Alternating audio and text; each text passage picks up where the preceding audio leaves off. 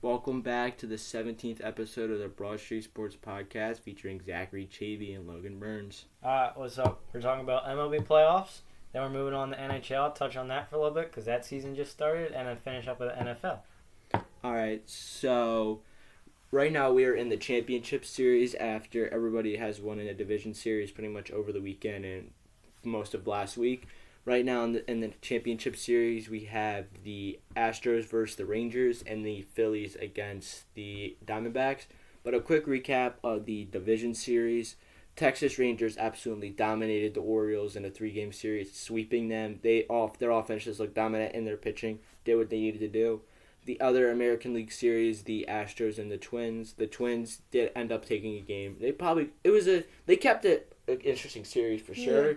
But they just couldn't pull it out with the experience the Astros have in the end. And then moving to the National League, the Diamondbacks just looked on fire, completely dismantling the Dodgers, which, with them winning the World Series in 2020, it's looking more and more that there was, a Mickey Mouse World Series at this point. And then the Phillies, after a bump in the road for Game 2, just completely dominated the rest 2 games, scoring 10 runs in Game 3. And then just having good pitching and timely hitting with Castellanos hitting 2 home runs in back-to-back games, pretty much having 4 homers in a span of 48 hours, which is insane, and then Trey Turner getting on the board. But in that game, it was the pitching, and the biggest story was when the top of the 7th, when Acuna, bases loaded, flies out to Rojas, and Rojas makes that good play. Anything you want to talk about the division series on both sides? I mean, with the Game 3 against the Phillies and Braves, like you said, that was a literal pitching battle right there. That wasn't a high-scoring game. Game 3 was 10-2. Game 4 was 3-1. I'm confused. I forgot we lost one in Atlanta. But Game 4, that was a pitching battle pretty much. There wasn't a lot of scoring. It was only 3-1 Phils. Yeah, they were able to get to Strider when they needed to. Yeah, I mean, Strider, he's a strange fella. I always think to myself, anytime I see him, I always think this guy either works out his legs every single day or he's 2 sizes too small. I can never tell the difference. Yeah, it's something. But a good win. Bullpen almost gave me a heart attack multiple times. That was fun. Thanks guys.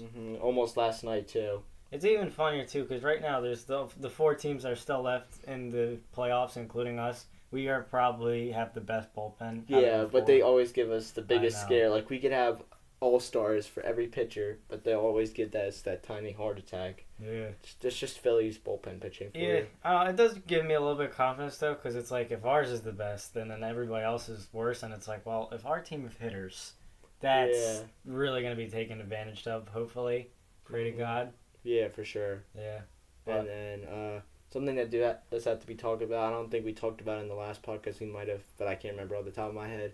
After Game 2, it was called in the locker rooms, when Atlanta was in the locker room, Arcia saying "attaboy Harper" after he got caught on a double play to end Game 2. And then Harper responded with that, hitting a 3-run shot and then hitting a second one, and both times looking at Arcia. What do you think that, what was your interpretation on that? I think he was kind of poking fun at Harper, and he shouldn't have said that, because then the Phillies beat the living hell out of they had all the momentum coming back to Philly, they did last year. But last year, it was just, pure skill. This time, felt like when he said that, the script just changed, because the second Harper hit that home run, it's he took that message personally. And then staring at him, he's you messed up.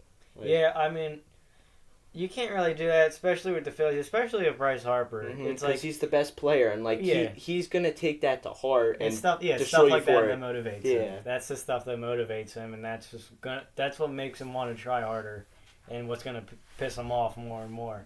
For sure. He's definitely a competitive player, and he doesn't take shit lightly. So yeah, for sure. I don't know. Any other series you want to talk about in particular? Dodgers are frauds. That's about it. That's just, you can't, I don't have words for the Dodgers. You can't do that twice. Yeah, for sure. Yeah. And Diamondbacks just looked really good, though. Diamondbacks do look good. Yeah, so anything else you want to talk about in the division series, or you want to move on to the championship series?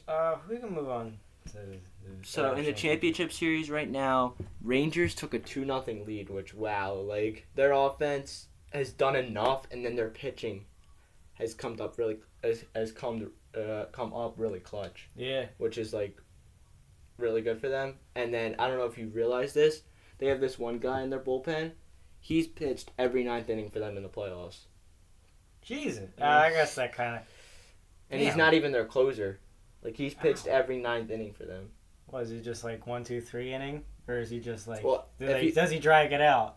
He drags it out sometimes, but he always usually gets the job done. Even last night, he pitched the 8th inning. They sent him back out in the 9th inning with like 15 pitches, and he got the job done. Damn, does he just like not use his arm all day? I don't know. Like, yeah. I don't know. Yeah, I didn't know that. I haven't really watched. I watched a little bit of both the series. Every game I kind of tune in a little bit to either watch the end or start.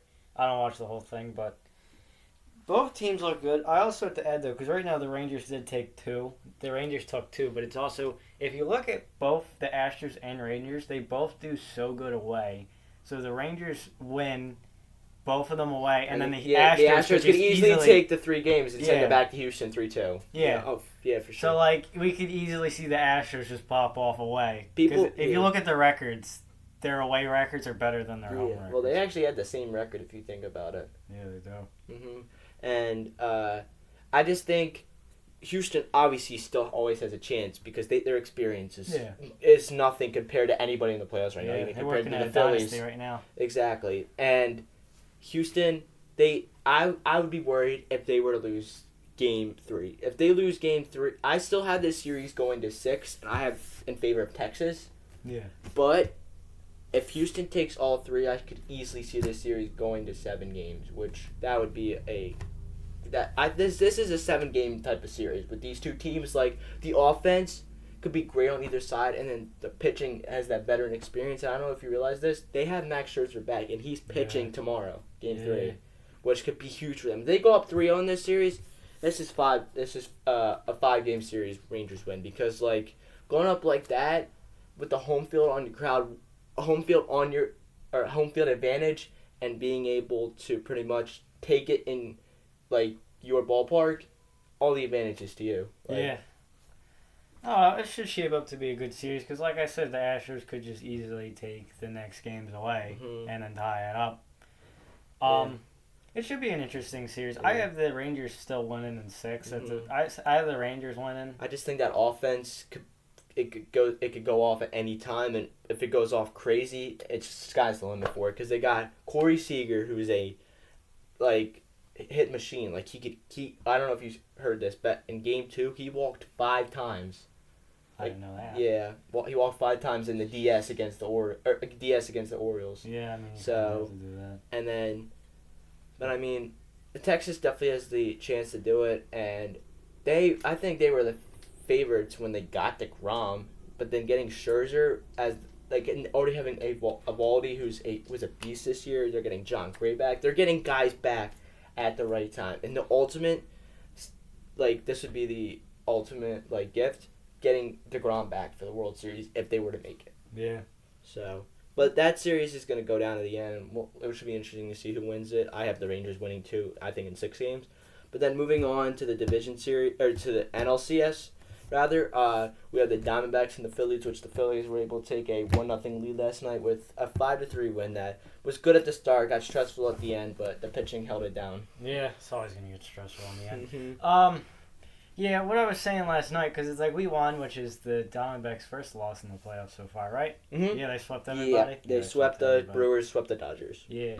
So, first loss for the Diamondbacks, feeling pretty good about that for the playoffs.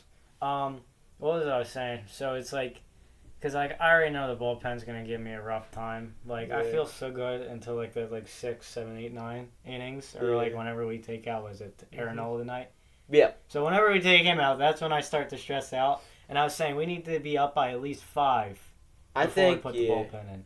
Mm-hmm. I'll be comfortable at 10, but at least 5. At least 10. Yeah. Yeah, hopefully. No, I'm just not necessarily when Nola's taken out, necessarily Nolan. I'm more worried Nolan himself because he's had so many good games, and knowing Nola, he could absolutely be trash tonight and give up 4 or 5 runs. Yeah. But I think Aaron Nola gets in his head too much because it's like when for Aaron sure. Nola gets uncomfortable, he forgets how to pitch. So it's like if you tell him you need to do this, it's like you need to strike this person out. He's like, I don't know how to do that. It feels anymore. like he makes it feel like it's more complicated than it actually is. Yeah. Like I think he overthinks it a lot, even though it's really not that hard, and that's just put it right down the middle, pretty much, or not right down the middle, but like, you know, for sure. where you gotta put it. And then so yeah, but I don't know if you realize this. If the Phillies were to win this series and play the Rangers would have home field advantage. But if we played the Astros, we would have the home field advantage this year. I don't know if you realize that. I found that out today actually too, but I think I did know that. I think I found that out last night, but I don't really care. Only reason is probably because all three of those teams finished with the same record, but I think we had a better season series against the Astros, but the Rangers obviously won the season series against us.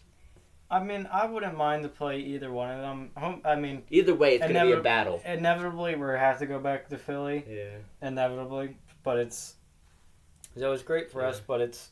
I would like to play either one of those games. Yeah. If we play the Astros, then that's the revenge tour, and if we play the Rangers, then it becomes full circle from the beginning of the season. So, like, that's two great reasons to really play either one of those teams. Yeah, but we're talking about the Phillies making the World Series. We cannot count out the Diamondbacks still. Yeah. Like, the Diamondbacks could easily take this series and right out of the Phillies' hands. So, but I think I have the Phillies. Phillies take it tonight. I think it's Phillies in 5. Diamondbacks take it. I still think we're winning, but it gets put up to one more game for 6. Yeah, I think I have Phillies winning. It's either 5 or 6 games. I don't think it goes. If this series goes to 7, I just think the pitching will be worn down by that point. I just think Arizona, like, they're the younger team, and they'll be like scratching more trying to get the win. Yeah, I think because it's like I feel confident because if you looked last night at the game, that was the Diamondbacks ace pitcher right there. Yeah, like he's annihilated him. He's the Cy Young this year for sure for the National League, and we rocking him so early with those 2 home runs in the bottom of the first got to him so easily, and then Castellanos adding on. If we're able to get to these good pitchers early, if I'm a pitcher below him like Merrill Kelly or like whoever they're gonna put on the mound for Game 3, I would be terrified, even if they're in Arizona or Philly, because if they're doing this to your top dog.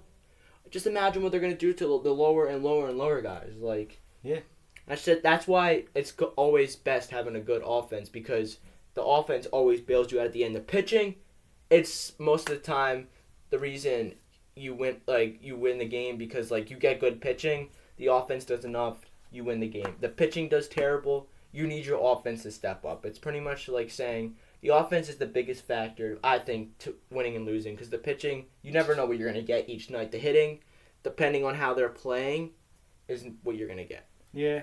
I think with pitching, it always worries me more, because it's like, I don't know what Ron Thompson does, but he puts like these guys in like weird innings. Last night he did kind of good, but it's like in a couple of games before, he's been putting these guys in innings where they shouldn't be. Like he'll put like Soto. He'll put Soto. Yeah, or, like what he did Hoffman in Game 4. Like what he did in Game 4 of the NLDS, I found questionable. Yeah, so it's like you can't put like people like Soto or Hoffman in like the later innings, like 8 or 9. Like that's not gonna work.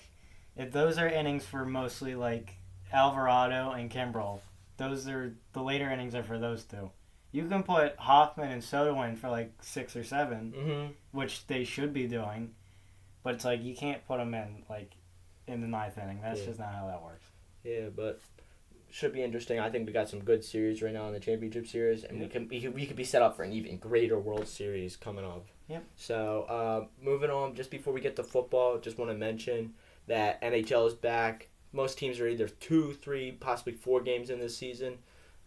We hope for a good season and some good hockey played, and see if the Vegas Golden Knights can repeat as champions. So, and then moving on to football, before we talk about last week's Week 6 games.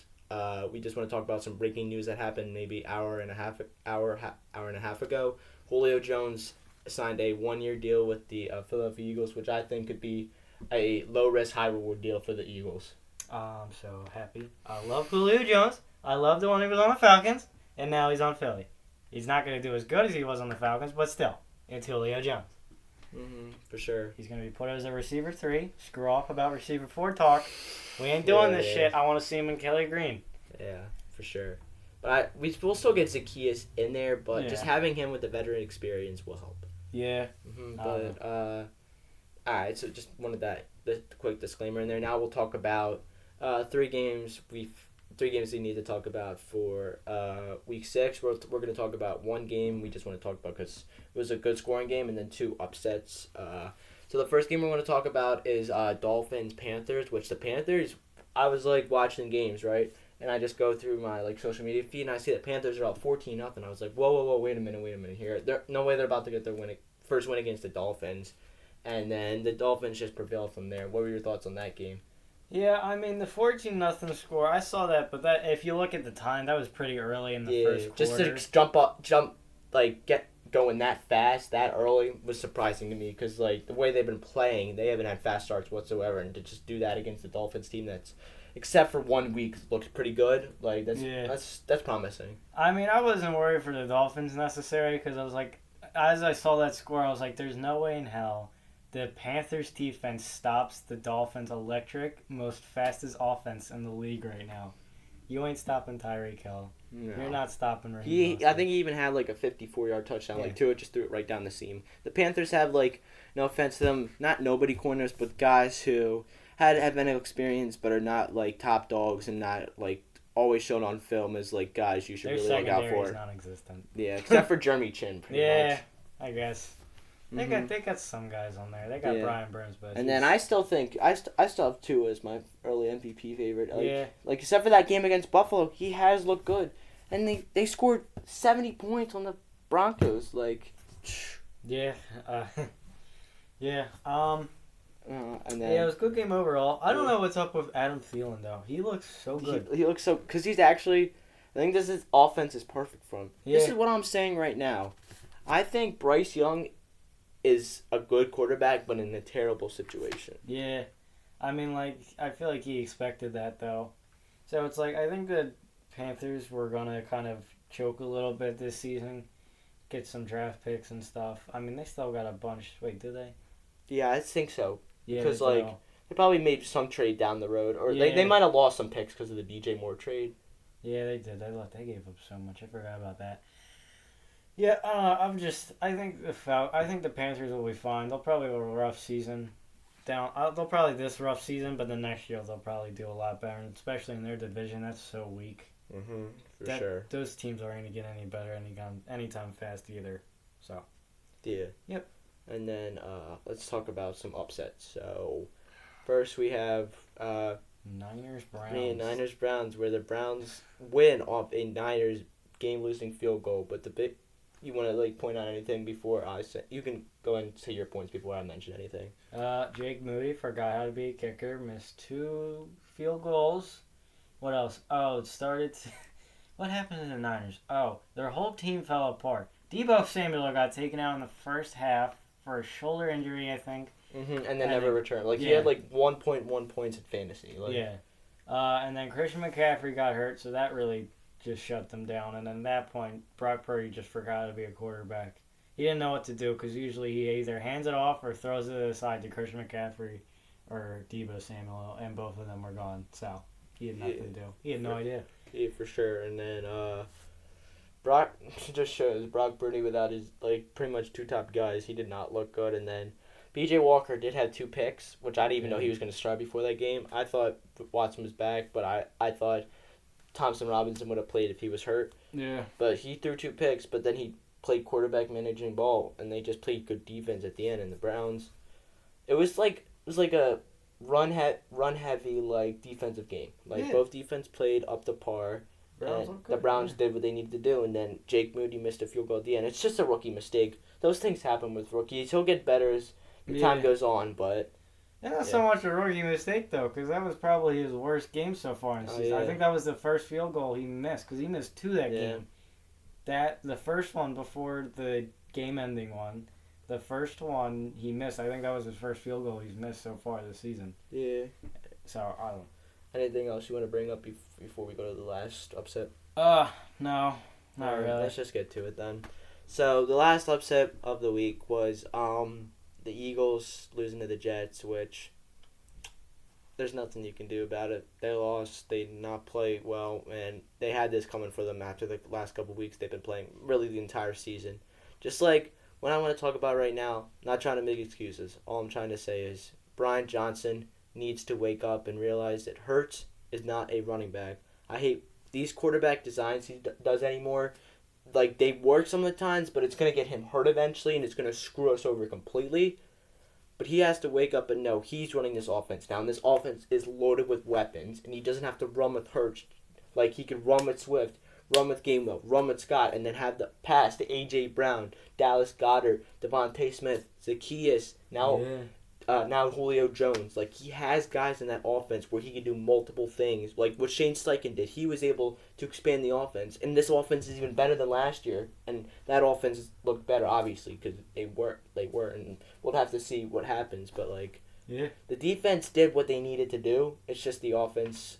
It's not the offense itself. It's who's calling the plays I'm most concerned about. Yeah. But, like, Jalen Hurts did have 3 picks, but I'm not trying to, like, make excuses here again. 2 of those picks weren't his fault. The first one, if you look at it, he threw it to Goddard. It literally bounced off his leg into Williams' hand. 9 out of 10 times, that's just an incomplete pass, or Goddard catches it and gets tackled immediately. Yeah. The second one, he had a guy coming off his blind side, hit him while he was throwing, and there was nobody in the area. But the third one, that might have been the worst throw I've ever seen Jalen Hurts throw. That was the worst one at the worst time. Yeah, like, at that point, how is it getting to 3rd and 8, and how are we not running the ball? You run the ball there, time goes off the clock, the Jets most likely get the ball back all the way down on the other side of the field, and the defense could get one more stop. You can chew the clock again and win the game. Yeah. And, like, I don't know what he was thinking on that pass. Goddard was double covered.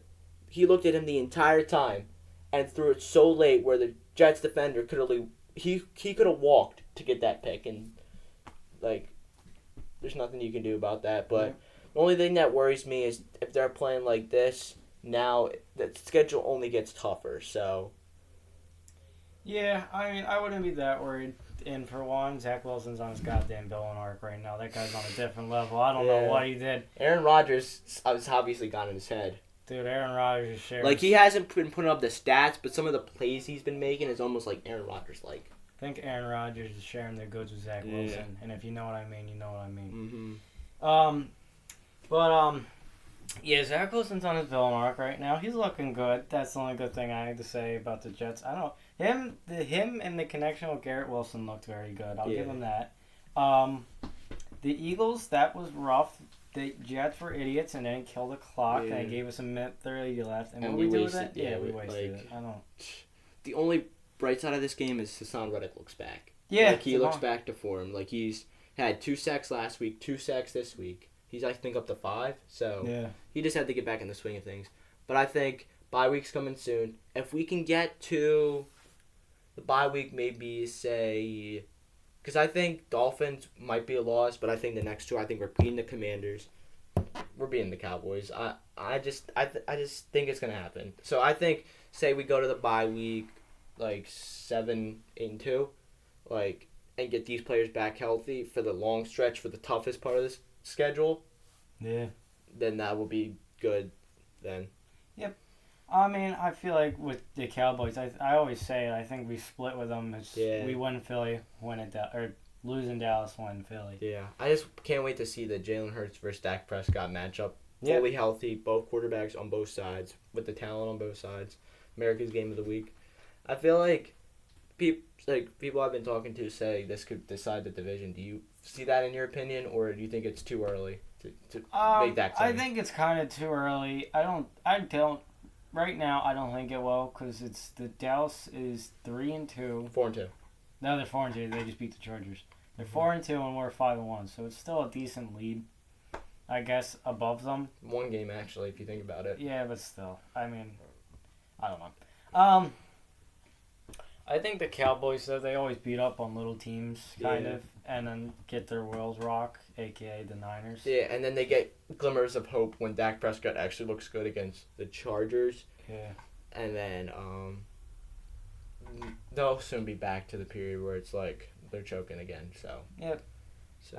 all the Eagles have to do is make it to the playoffs, and I'll be happy. Yeah. I prefer we win the division, which we probably still will, but... Yeah, but as long as we get in there, anything's possible. We've learned that with the Phillies. So. Yep. So any other points you want to bring up? Or Nope. All right, so that's going to wrap up today's podcast. Make sure to be on the lookout for a post on Thursday for our picks of the week. Other than that, thank you guys so much for watching. Make sure to keep like, subscribe, keep those notifications on. Other than that, we'll talk to you guys later. Have a good day. See ya.